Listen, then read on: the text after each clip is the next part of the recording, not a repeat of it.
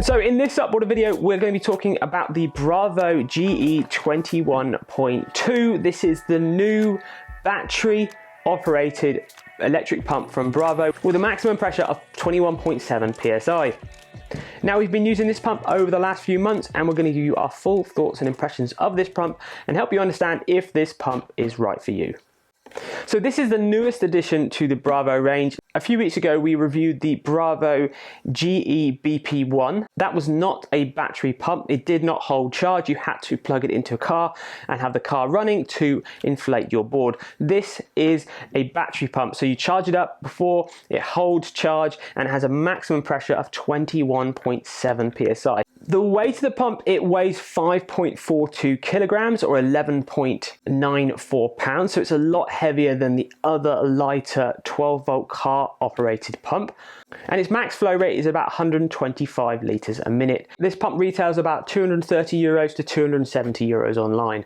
So we've been using this pump over several months because we want to make sure we test it right before we get it out to video to give you a good information, a good understanding if this pump's right for you.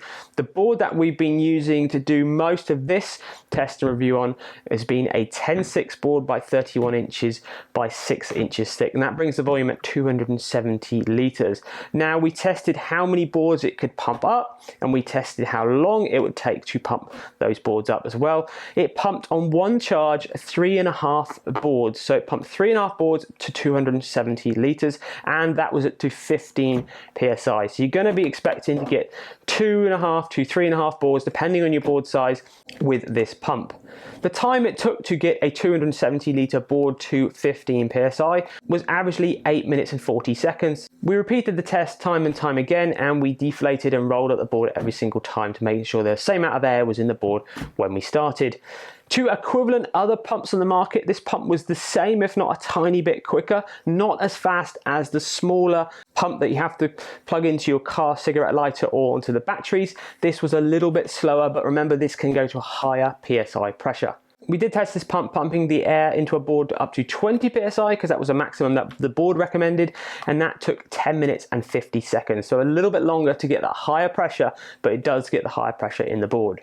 All of the time we were pumping it using it inside the bag, which is quite neat because you have a little hole here. You can lift up, plug your hose straight in.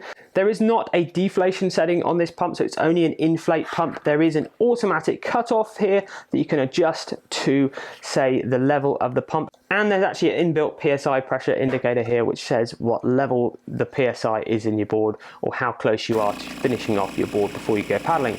The top of the bag's all neat. It's got a zip. You get a good quality hose that you get with all the Bravo pumps. You get all your charging stuff. You get the stuff to charge it up from your car. You can charge it up from the 230, 110 volt mains. There's lots of inflation points here, and it's all neatly in the bag there and the top so you can easily get to it.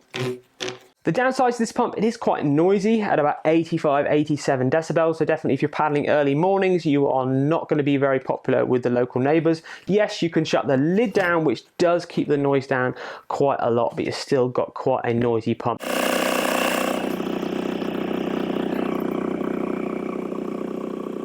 For all the testing we did, we had the lid down, which definitely made it a lot quieter. I would recommend if you're going to be pumping it up in hot locations, you're probably going to want to leave the lid open so you can make sure enough air gets to the pump and keeps it nice and cool. But we didn't find that a problem at all. And as I said, we did 3.5 boards back to back before the battery died and the pump didn't get too hot. Charging time, it takes about 8 to 10 hours to charge your pump up. And the really big and important thing, you've got to make sure your pump stays fully charged to get the most out of your battery lifespan. Definitely if you're storing it for a long period of time, if you're not going to use it for maybe 2 weeks, please make sure that the battery is fully charged because that will make a massive difference to the lifespan of the battery. Also, talking about charging the pump, it's important to mention that you're not meant to be using the pump as you are charging the pump because that also degrades the battery life as well. So charge your pump up, disconnect it from your charging source, and then use your pump fully, discharge it all, charge it all up again. That's how you use it to get the most out of your battery. So over the last 2 months for us, this pump has worked flawlessly. It's pumped all the boards up we wanted to 15, 18 PSI, and it has pumped the maximum pressure up to 20 PSI. We haven't tried it at 21.75 because we haven't had any boards that are recommended up to that pressure.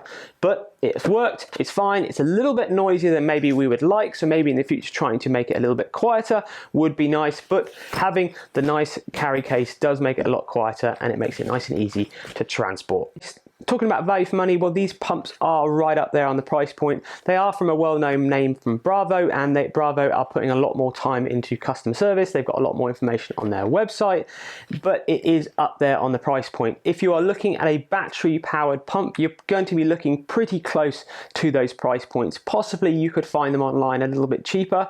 If you are really after a cheaper price point pump, I really would recommend having a look at the GE BP1 that reviewed a couple weeks ago. Remember, that's just a 12 volt or 24 volt one that you have to plug into your car or battery source, not like this one. It hasn't got a built-in battery, but that was like €100 cheaper. So that is a cheaper price point pump if you want to go down that cheaper route. But if you're looking for a battery powered pump that's got a high PSI rating like this one has, there isn't many other pumps on the market that will do that. So it might well be worth checking out the Bravo GE 21.2. Thanks for watching this video. I hope you found it useful and help you understand if this pump is right for you, and we'll see you on another SUPboarder video real soon.